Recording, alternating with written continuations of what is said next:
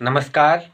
आप सभी लोगों का मैं नीरज बिष्ट हार्दिक स्वागत और अभिनंदन करता हूं।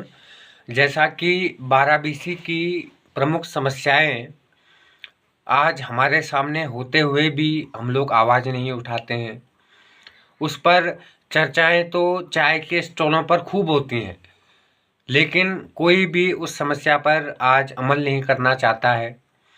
सबसे पहले थल मुनस्यारी मार्ग की अगर मैं बात करूं, काफ़ी इस सड़क के हाल बदहाल हैं भैया, क्योंकि लोगों को आवाजाही में इतनी दिक्कत हो रही है।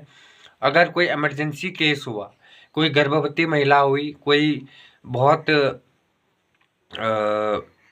क्रिटिकल कंडीशन वाला पेशेंट हुआ, तो उसको कितनी दिक्कत और कितनी समस्या उस व्यक्ति को आएगी, ये हमारी सरकार और प्रशासन को सोचना है।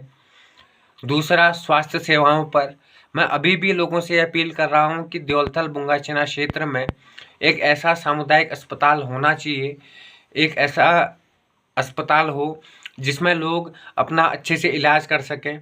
लोग यहाँ से पिथौरागढ़ जाते हैं, पिथौरागढ़ से दूरस्थ क्षेत्रों में जाते हैं इलाज कराने के लिए, और लोगों को काफ़ी दिक्कतों का सामना उठाना पड़ता है, लोगों को इधर से उधर जाना पड़ता है।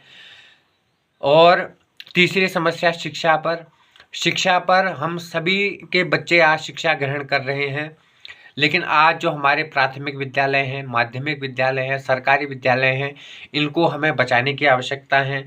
जो हमारे निजी विद्यालय हैं, इनके लिए भी हम सभी को आगे आना होगा। और जो बातें मैं फिर कहूँगा कि आप किसी भी नेता से मिलिए, किसी भी आप विशिष्ट व्यक्ति से मिलिए, अधिकारी से मिलिए, लेकिन उससे अपने क्षेत्र के विकास की बात ज़रूर कीजिए कि कहाँ पर हमारा क्षेत्र विकास कर रहा है, कहाँ पर हमारा क्षेत्र पिछड़ रहा है और कहाँ पर हमें बुनियादी विकास की आवश्यकता है। इस बात पर आप सभी 12BC के लोगों को गौर करना है और इस बार क्रांति लानी है। इस बार 12BC में क्रांति उठनी चाहिए। 240 गांवों का प्रॉपर विकास होना चाहिए। लोग आज हमारे पहाड़ों में रोजगार कर रहे हैं, हमारे 12BC क्षेत्र को आगे बढ़ाने के लिए काम कर रहे हैं। हमें उन सभी का साथ देना है। इसमें हमें कोई वो नहीं देखना है कि भैया इसने परसों मेरे से क्या कहा, इससे ये व्यक्ति नहीं कर पाएगा, लेकिन उस व्यक्ति के विचारों को सुनना है, उस व्यक्ति के साथ आगे आना है जो 12BC को बढ़ाने के लिए कृत संकल्पित है। तीसरा, 12BC में आज अपार संभावनाएं हैं, बहुत सारी संभावनाएं हैं, चाहे वह प्राकृतिक दृष्टि से हों, पर्यटन की दृष्टि से हों, आर्थिक दृष्टि से हों, सामाजिक दृष्टि से हों। बहुत सारी संभावनाएं आज हमारे 12BC क्षेत्र में मौजूद हैं और हमें अपने 12BC को आगे बढ़ाने के लिए खुद ही आगे आना होगा। दूसरा कोई आगे नहीं आएगा। आप सोचेंगे कि भाई मैं उस फलाने नेता से कहूँगा, फलाने उससे कहूँगा, आपको खुद आगे आना होगा। सोशल मीडिया के माध्यम से 12BC के क्षेत्र की मांग करिए, 12BC के मुद्दों को उठाइए और उन हुक्मरानों तक पहुंचाइए जो आज हमारे 12BC के विकास के लिए नहीं देख रहे हैं। वादे तो बहुत करते हैं लेकिन वादे से मुकर जाते हैं। ऐसे लोगों को आपको जवाब देना है और एक जागरूक मतदाता आपको बनना है। आपको 500 रुपये में नहीं बिकना है, शराब की बोतल में नहीं बिकना है, चंद पैसों की खातिर आपको अपने वोट को नहीं बेचना है। आपको 12BC क्षेत्र के लिए आगे आना होगा। मैं फिर कह रहा हूँ, एक जागरूक नागरिक होने के नाते कह रहा हूँ, क्योंकि हमारे 12BC क्षेत्र को हम ही लोगों को आगे ले जाना है भैया। हम लोग कल हल्द्वानी, नैनीताल दूरस्थ क्षेत्रों में रहेंगे, फिर हम कहेंगे यार पहाड़ मत विकास है ने मान, पहाड़ तो तछा बांझ रह गया। तो हमें अपने पहाड़ को बचाने के लिए आगे स्वयं आना होगा, स्वतः आना होगा। और तीसरी सबसे प्रमुख समस्या, जो चौथी पांचवी प्रमुख समस्या में फिर बात कर रहा हूं, हमारे प्राकृतिक संपदाओं को लेकर।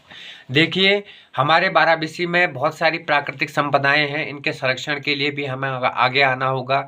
जंगली जानवरों के संरक्षण के लिए हमें आगे आना होगा और हमें अपने 12BC को एक ऐसा प्राकृतिक और ऐसा पर्यटन का हब बनाना है जो पूरे उत्तराखंड के लिए, पूरे देश के लिए एक मिसाल बने। और जो हमारे क्षेत्र में जो पॉसिबल हो सकता है ना, उसके लिए आप सभी को आगे आना होगा, क्योंकि जब हम बाहर से आकर भी अपने पहाड़ में विकास देखेंगे, अपने पहाड़ की ग्रोथ को देखेंगे, अपने पहाड़ को ऊंचा होते हुए देखेंगे ना, हमारा मस्तक भी भारत देश में, पूरे विश्व में हमारा सर फक्र से ऊंचा होगा कि भैया हमारा पहाड़ भी आज विकास कर रहा है। लेकिन पहाड़ के विकास के लिए प्राकृतिक संपदाओं का दोहन नहीं करना है। हर बुरी चीज के खिलाफ आप सभी को आवाज उठाना है। आप सभी को एक बार फिर बाराबसी के विकास के लिए आगे आना है। आप सभी को मैं फिर कहता हूँ, अभी नहीं जागे तो कभी नहीं जाग पाओगे। जय हिंद, जय भारत, नमस्कार।